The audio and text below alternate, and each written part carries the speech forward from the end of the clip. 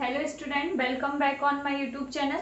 हमने अपने जो कोशिका के बारे में हम आपको बता रहे थे, ऑलमोस्ट हमने पार्ट कवर कर लिया था कोशिका के बारे में। जितने भी ऑर्गेनेल्स थे काफी मैंने आपको ऑर्गेनेल्स बता दिए थे, कौन कौन से ऑर्गेनेल्स प्रेजेंट होते।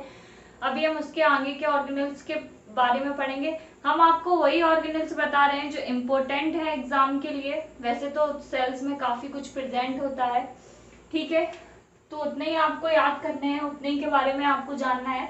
आपके क्वेश्चन उससे बाहर आपको नहीं मिलेंगे। तो जो कोशिका है, सेल के बारे में हमने पढ़ लिए थे, सेल के ऑर्गेनेल्स के बारे में हमने पढ़ लिया था। अभी हमारे कुछ ऑर्गेनेल्स बचे थे जिनमें आज हम स्टार्ट करेंगे। सबसे पहले गोल्जी बॉडीज।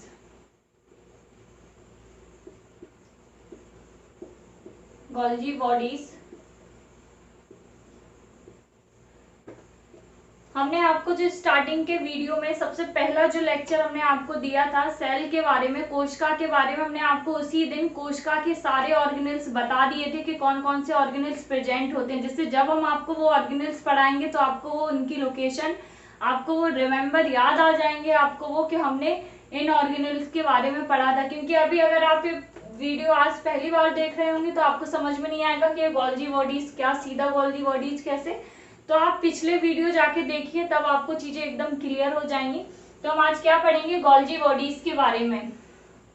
गोल्जी टर्म्स कैसे पढ़ा, गोल्जी बॉडीज क्या है, तो ये साइंटिस्ट के ऊपर ही इनका नाम पड़ा गोल्जी बॉडीज।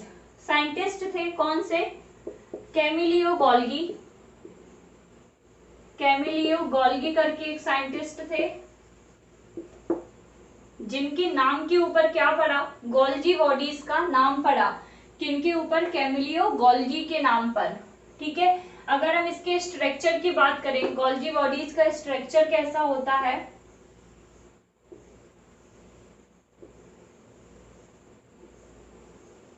तो इस तरीके का ये स्ट्रक्चर होगा गोल्जी बॉडीज का। गोल्जी बॉडीज में ही यहाँ पे जो सर्किल आपको दिख रहा होगा वो क्या होगा, लाइसोसोम।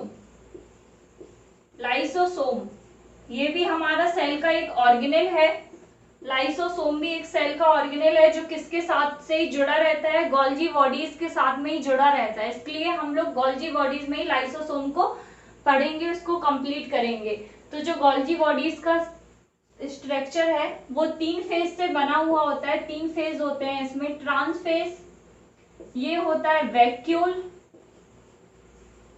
और एक ये क्या होगा, सिस फेज, ठीक है। ये 3 फेज से बना हुआ होता है। मतलब अगर हम गोल्जी बॉडीज के स्ट्रक्चर के बारे में बात करेंगे तो ये पूरा स्ट्रक्चर ही गोल्जी बॉडीज है, ठीक है। पर्टिकुलर कोई एक पार्ट गोल्जी बॉडीज नहीं है, ये पूरा स्ट्रक्चर ही वर्क करता है। उसी के साथ में क्या रहता है, लाइसोसोम। गोल्जी बॉडीज काम क्या करता है, अगर हम फंक्शन की बात करें तो क्या करता है, एंडोप्लाज्मिक रेटिकुलम के ठीक नीचे होता है ये गोल्जी बॉडीज, ठीक एंडोप्लाज्मिक रेटिकुलम के नीचे प्रेजेंट होता है। फंक्शन की बात करेंगे इसके तो ये क्या काम करता है, जो वेस्टेज मटेरियल होता है ना हमारी बॉडी में, जो वेस्टेज मटेरियल होता है, वेस्टेज मटेरियल जिसका कोई यूज नहीं होता है, अवशेषित पदार्थ बोलते हैं हिंदी में, अवशेषित पदार्थ, ये उसका क्या करता है, एक्सक्रीट कर देता है हमारी बॉडी से, उसको क्या करेगा, बाहर निकाल देता है। जैसे ही एंडोप्लाज्मिक रेटिकुलम से कोई वेस्टेज मटेरियल इस तरीके से बाहर आया तो ये गोल्जी बॉडीज में इस तरीके से जाके यहाँ लाइसोसोम से होते हुए बाहर की तरफ चला जाएगा। अच्छा, जो वेस्टेज मटेरियल होता है वो किस नेचर का बना हुआ होता है, एसिडिक नेचर का, एसिडिक नेचर होता है उसका। मतलब क्या, जो जितने भी एसिड्स होते हैं वो होते हैं वेस्टेज मटेरियल के, तो इसका नेचर कौन सा होता है, एसिडिक नेचर होता है। तो ये गोल्जी बॉडीज क्या करता है, सबसे पहले किसी चीज को स्टोर करेगा अपने अंदर, फिर क्या करेगा, पैक करेगा उसको, देन क्या करेगा, उसको एक्सक्रीट कर देगा, ठीक है। एक्सक्रीट कैसे करेगा, लाइसोसोम्स के थ्रू एक्सक्रीट करेगा। यहाँ पे एक चीज समझना, लाइसोसोम से मैंने आपको एक वर्ड बताया था, लाइसोसोम्स को हम क्या बोलते हैं, आत्मदाह थैली, क्या बोलते हैं इसको, आत्मदाह थैली इसको बोलते हैं, लाइसोसोम्स को। सुसाइडल्स बैग इसको इंग्लिश में बोला जाता है, बहुत बार क्वेश्चंस में आ जाता है डायरेक्ट कि लाइसोसोम सुसाइडल्स बैग्स हम किसको बोलते हैं। 4 ऑप्शन आपको दिए रहते हैं, तो किसको बोलते हैं, लाइसोसोम्स को। तो जैसे ही कोई वेस्टेज मटेरियल आएगा, ये गोल्जी बॉडीज क्या करेगा, उसको स्टोर करेगा, पैक करेगा और फिर एक्सक्रीट कर देगा। जब बहुत सारा वेस्टेज मटेरियल जो कि किस नेचर का है, एसिडिक नेचर का है, जब वो लाइसोसोम्स में इकट्ठा हो जाएगा तो वो क्या कर जाएगा, ब्लास्ट कर जाएगा। उसके ब्लास्ट करने की वजह से लाइसोसोम्स को क्या बोला गया है, वेस्ट आत्मदाह थैली, सुसाइडल्स बैग्स इसको बोला गया है।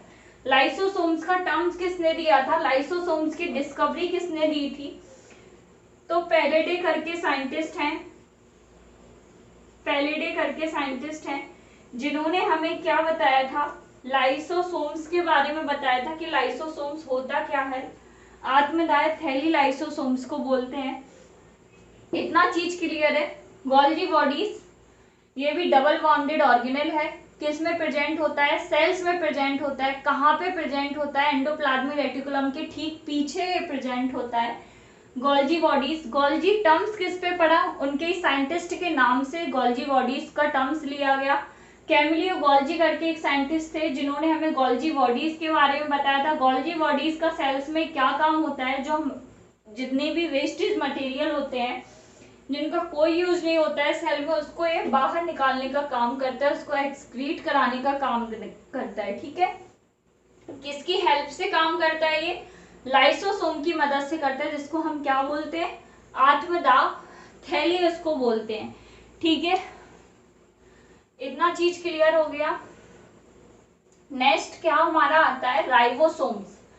जो राइबोसोम्स प्रेजेंट होते हैं सेल में, राइबोसोम वो क्या करते हैं, प्रोटीन का सिंथेसिस करते हैं, प्रोटीन का सिंथेसिस करते हैं, ये प्रोटीन बनाते हैं। ठीक है, अगर हम पर्टिकुलर साइट की बात करें, प्रोटीन का सिंथेसिस कहाँ पे होता है, तो न्यूक्लियोलस जो होता है, केंद्रक के अंदर जो न्यूक्लियोलस होता है उसमें प्रोटीन का सिंथेसिस होता है। अगर हम और ज्यादा डिटेल में जाएं, उसकी साइट के प्रॉपर साइट के बारे में बात करें, तो जो mRNA होता है, अभी आप जब RNA और DNA पढ़ेंगे तो इसके बारे में आप पढ़ेंगे RNA के सभी फॉर्म, rRNA, tRNA, mRNA। तो mRNA जो होता है वो प्रोटीन का सिंथेसिस करता है, सिर्फ वो ही प्रोटीन को सिंथेसिस करता है, बाकी के आरएनए भी क्या करते हैं, ये सब मैं फंक्शन आपको डिटेल में बताऊंगी जब हम डीएनए आरएनए के डिफरेंसेस के बारे में पढ़ेंगे। तो यहाँ पे राइबोसोम्स को बस इतना समझ लीजिए कि ये क्या करता है, प्रोटीन का सिंथेसिस करता है। अब एक और ऑर्गेनेल्स है जो सेल्स में प्रेजेंट होता है, जो आपको सिर्फ और सिर्फ प्लांट सेल में ही देखने को मिलेगा। ठीक है, अब अगर हम बात यहाँ पे क्या कर रहे हैं, प्लास्टिड की, प्लास्टिड जिसको हम हिंदी में क्या बोलते हैं, लवड़, लवड़ बोलते हैं। ये प्रेजेंट कहाँ पे होते हैं, सिर्फ और सिर्फ प्लांट में ये प्रेजेंट होंगे, एनिमल्स में ये प्रेजेंट नहीं होंगे। तो ये किसमें, अगर प्लास्टिड की हम लोग बात करेंगे, लवड़ की अगर हम लोग बात करेंगे तो वो किसमें होंगे, प्लांट में होंगे, सिर्फ और सिर्फ किसमें, प्लांट में। प्लास्टिड क्या होते हैं, 3 तरीके से डिवाइड होते हैं, 3 तरीके के होते हैं, कौन कौन से, क्रोमोप्लास्ट, एक कौन सा होता है, ल्यूकोप्लास्ट, और एक कौन सा होता है, क्लोरोप्लास्ट। क्लोरोप्लास्ट से समझ गए होंगे, जो प्रकाश का संश्लेषण होता है, जो फोटोसिंथेसिस होता है, वो कहाँ पे होता है, क्लोरोप्लास्ट में। ठीक है, जो प्लांट्स खुद से फूड बनाते हैं वो किसकी वजह से बनाते हैं, क्लोरोप्लास्ट की वजह से। जो फोटोसिंथेसिस होता है वो कहाँ होता है, क्लोरोप्लास्ट में। यहाँ पे आप फंक्शन समझ लीजिए, प्लास्टिड की, लवड़ की अगर हम बात करेंगे तो क्या होगा, क्रोमोप्लास्ट जो होगा वो हमें कैसा रंग देगा, रंगीन रंग देगा, और जो ल्यूको होगा वो कैसा रंग देगा, सफेद, और जो क्लोरो होगा वो कैसा रंग देगा, हरा। अब ये हरा, रंगीन, ये सफेद किस चीज में रंग देगा, मतलब कलर किस चीज का कलर, प्लांट में किस चीज का कलर, ठीक है। तो प्लांट में जो फ्लावर होगा, अगर उसमें क्रोमोप्लास्टिड होगा, उसमें क्लोरो नहीं होगा, क्रोमोप्लास्टिड होगा, तो वो कौन सा देगा? रंगीन देगा। ठीक है, यहाँ पे दोनों टर्म मैच करते हैं, क्रोमो और क्लोरो, तो कंफ्यूज नहीं होना। क्रोमो जो होगा वो रंगीन कलर के फ्लावर देगा, जैसे पिंक, येलो, रेड हो गया। जितने भी रंगीन कलर के फ्लावर होते हैं वो कौन देगा? क्रोमोप्लास्ट देगा। और जो क्लोरोप्लास्ट है वो फ्लावर कौन सा? ग्रीन कलर का देगा। ठीक है, तो जितना भी प्लांट में ग्रीन कलर पार्ट होगा वो किसकी वजह से होगा? क्लोरोप्लास्ट की वजह से होगा। वही जो ल्यूकोप्लास्ट होता है वो क्या देगा हमें? सफेद कलर के फूल देगा, या सफेद कलर का, जब आप वो इस टाइम कैलिक्स को छीलते हो फ्लावर की, तो उसमें सफेद कलर का जो आपको डंडी टाइप दिखाई देता है वो किसकी वजह से आता है? ये ल्यूकोप्लास्ट की वजह से आता है। ठीक है, यहाँ पे आज हमने वीडियो में क्या पढ़ा?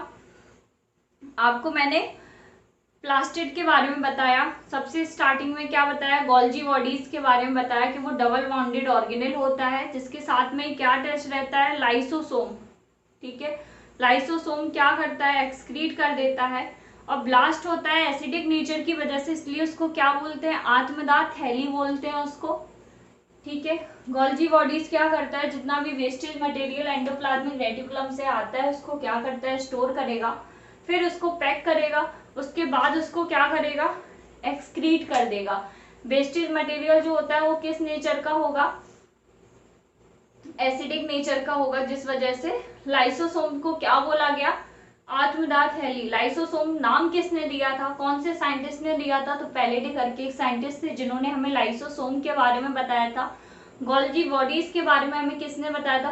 कैमिलियो गोल्जी करके नाम था साइंटिस्ट का, जिनके नाम पे गोल्जी बॉडीज का टर्म पड़ा। कैमिलियो गोल्जी के नाम पे ही गोल्जी बॉडीज ऑर्गेनेल बना। ठीक है, जो सेल में प्रेजेंट है। फिर मैंने आपको प्लास्टिड के बारे में बताया, 3 तरीके के प्लास्टिड होते हैं। पौधे में हम जो रंग देखते हैं तीनों प्रकार के अलग अलग, वो किसकी वजह से देखते हैं? ये लवड़ की वजह से, प्लास्टिड की वजह से। क्रोमोप्लास्ट अगर आपसे पूछेंगे तो आप रंगीन टिक करना, जिसमें बहुत सारे कलर होते हैं, कई तरीके के कलर के फ्लावर होंगे। ठीक है, क्लोरोप्लास्ट की अगर हम बात करेंगे तो सिर्फ हरा कलर हमें उससे मिलेगा, और ल्यूको की बात करेंगे तो सफेद कलर। ल्यूको को आप ऐसे भी याद कर सकते हो कि जहाँ पे ल्यूको हम लोग बोलते हैं, तो ल्यूको से WBC आप याद करो उनका WBC। तो WBC क्या होता है? व्हाइट रुधिर कणिकाएं होती हैं, जिनको हम क्या बोलते हैं? सफेद रुधिर कणिकाएं। ठीक है, तो जहाँ पे ल्यूको लग जाएगा उसको हम क्या बोलेंगे? सफेद। वो सफेद रंग से डिनोट हो जाएगा। ल्यूको का मतलब ही होता है सफेद। तो यहाँ पे प्लास्टिड ये 3 तरीके के हैं, याद रखना, क्लोरो, क्रोमो और ल्यूकोप्लास्ट। ठीक है, यहाँ पे जितने भी सेल के ऑर्गेनल थे हम लोग वो पूरा कंप्लीट कर चुके हैं। सेल के बारे में आपको बता दिया, सेल के जितने भी ऑर्गेनल्स थे वो बता दिए आपको। अभी लास्ट में आपको पूरा डायग्राम आ रहा होगा सेल का, तो आप सेल में देख लेना कि कौन कौन से ऑर्गेनल्स कहाँ पे प्रेजेंट हो रहे हैं, उनके बारे में हमने आपको बता दिया। अच्छे से नोट करके आप लोग इस चीज को पढ़ लेना, आपको सारी चीजें समझ में आ जाएंगी। अगर आपको कुछ भी समझ में नहीं आ रहा है तो आप कमेंट बॉक्स में जाके कमेंट कीजिए। अगर आपको किसी भी तरीके का कोई भी डाउट हो रहा है, कोई भी चीज समझ में नहीं आ रही है तो बताइए। चैनल को लाइक, शेयर और सब्सक्राइब जरूर करिए। Thank you.